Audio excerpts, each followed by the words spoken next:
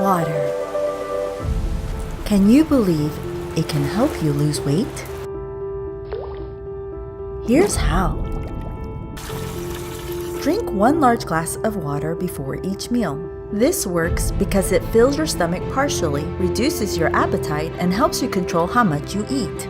Water has 0 calories, fat, and cholesterol. That's why water, not soda, is the best drink.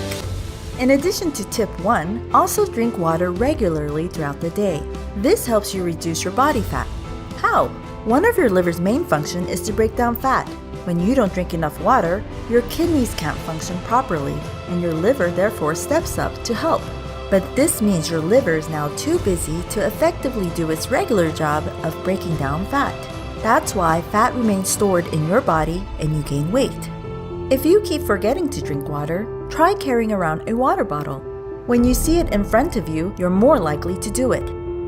The more you drink water, the more you'll get used to it and even start liking it.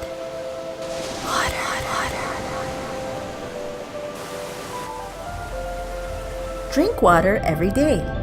And if you want to support our channel, please subscribe.